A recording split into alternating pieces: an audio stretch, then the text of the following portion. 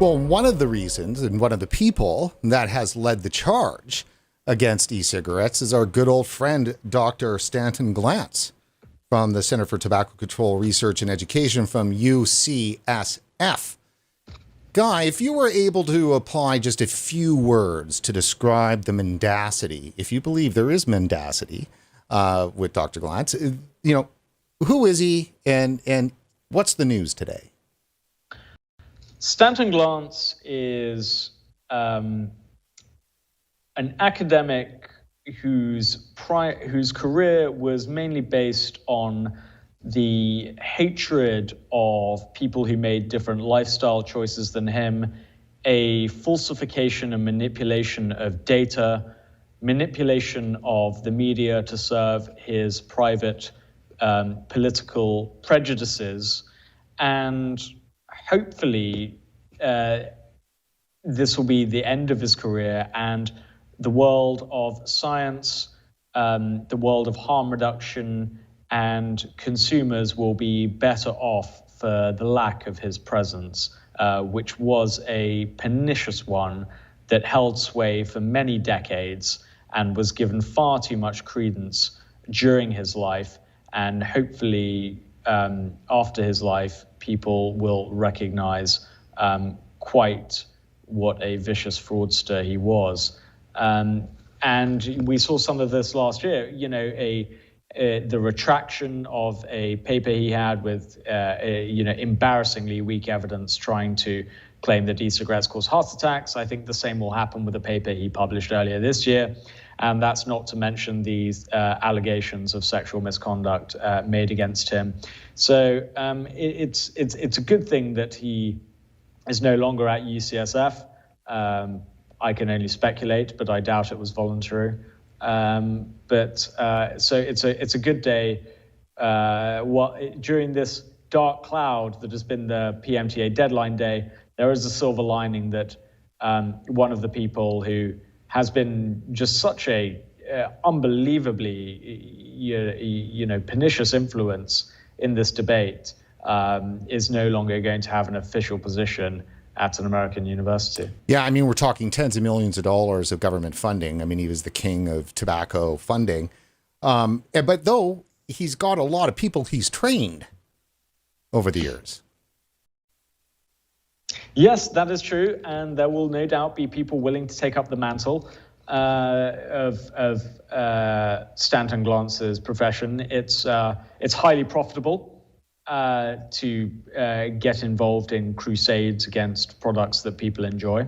There will always be people willing to fund that, whether privately or whether getting government grants. I think one of the most prominent is Bonnie Halpern-Felscher, from Stanford, who seems to be taking on Stanton Glantz's mantle. She's been testified before Congress. I've run into her in state committee hearings.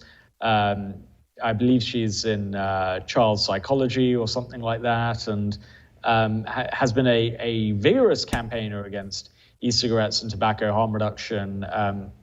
Has a single-minded focus on essentially that anything that a child can do basically needs to be banned. That's as far as I can surmise her philosophy when it comes to risk, or when it comes to the freedom of products to innovate. And she recently had a paper that came out, and I believe it's a Journal of Adolescent Health, claiming that vaping made you 5 to 7 times more likely to get COVID if you were a young person. This paper was literally debunked within minutes of publishing, and I believe there's already been, a publication in Kios critiquing the paper. I know one of my colleagues at Reason is sending a letter to the editor incredibly soon, and we'll be doing further work highlighting the flaws in that study, which are sort of beyond belief that it was published. I believe it was published in something like 14 days after submission and can't have been reviewed very thoroughly. So hopefully that will be retracted, but it got an enormous amount of media coverage and was a typical Glantz-like paper with its incredulous conclusions and weak relationships and incredibly misinterpretation or willful misinterpretation of data. So unfortunately, this will not be the end. There are many people who, will, be able to spin things in whatever in whatever ways they want to serve their anti-e-cigarette agenda. And I'm afraid I think Bonnie's probably falls into that category. It might be more competent at it too at the moment. Now, the fact of the matter is, though, is that while Stanton Glantz has said he's retiring, I hear the scuttlebutt is that he's getting a cabinet position in the Biden administration. That's where all the communists are going. Well, I don't think it would quite fit in with the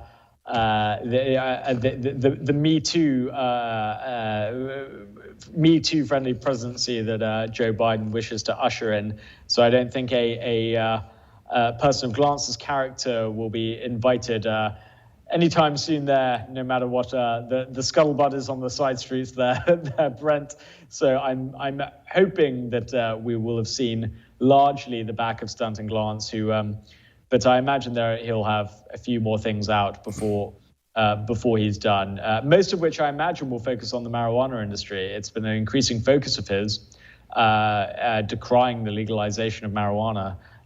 So I imagine, this might be the end of his main period as a, crusader against the choices of others, but it won't be totally the last we've heard from him. Yeah, well, and that is sad. And his legacy will remain long past him.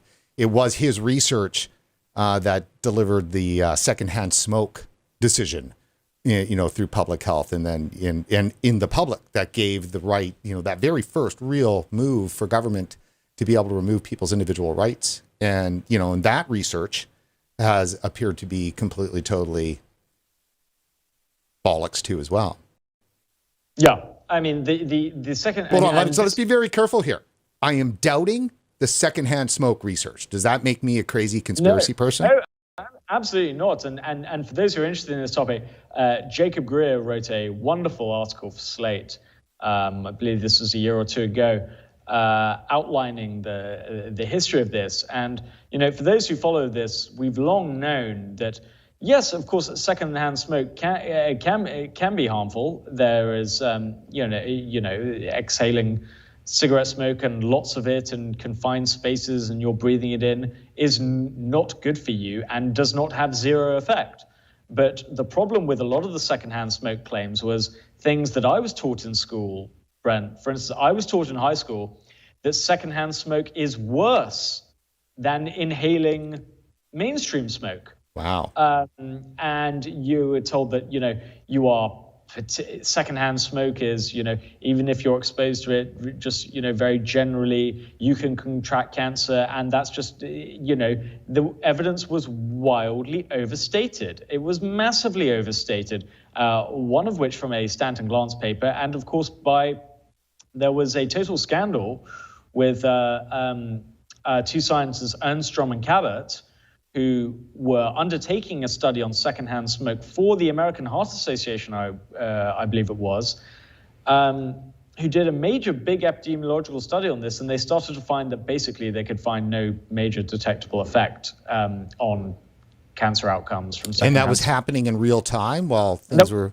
It was happening, but then their funding was pulled by the American Cancer Society, and so the only way they could finish the study is they got some money from the tobacco industry who funded the rest of the study. And then when the study came out, its conclusions were totally slammed as, being big industry funded, whatever. Right, but the conclusions were full. Every time there has been a major epidemiological study of secondhand smoke, the first major ones we had in the 1980s, I believe, came from Japan when they looked at non-smoking wives and smoking husbands and tried to isolate the effect of secondhand smoke. And that appeared to show some effect.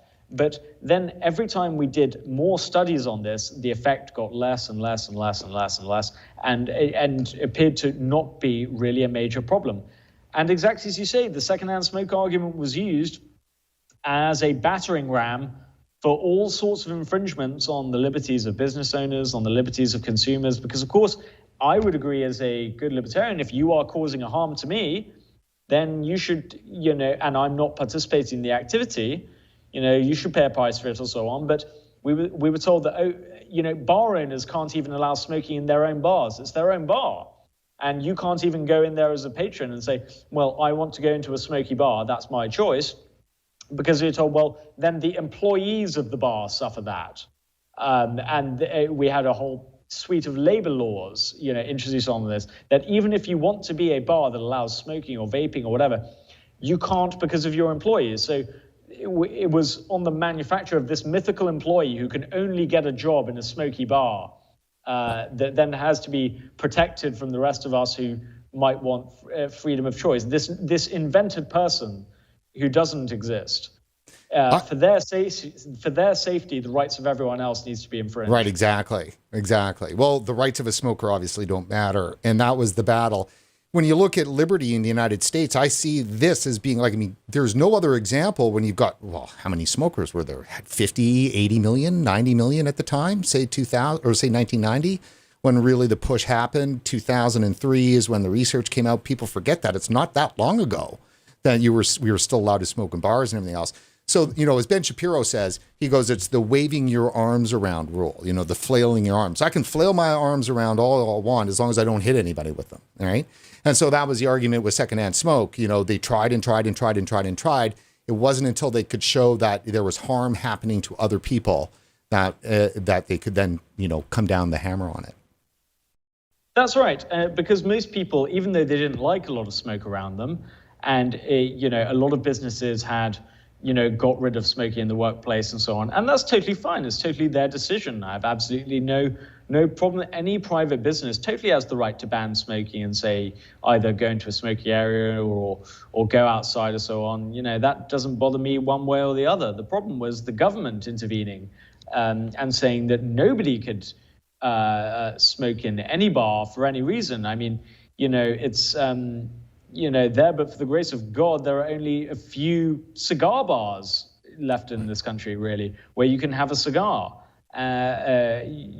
which were a lot of times given exemptions from smoke-free laws, probably because of the clientele, I suspect. But shows another sort of basic injustice. So, the argument, this is where the anti-smoking, now the anti-vaping movement, basically reversed, as you're sort of alluding to, the classic liberal John Stuart Mill harm argument, where John Stuart Mill says, as long as I can have freedom over my choices and my body, so long as I don't hurt you. And that is totally, I think, correct. But that was exactly, as you say, the key for the anti-smoking movement. It was making everyone else think, it was like, these people are hurting you. They're hurting you either by their secondhand smoke or they're hurting you by healthcare costs they're inflicting on you. That was the way to really demonize people, just as drug addicts have been demonized. And this is happening with smokers are basically second-class citizens in the United States now. And that has been a long campaign and an explicit aim of the tobacco control movement, as they called it, denormalization in that, awful, dehumanized language.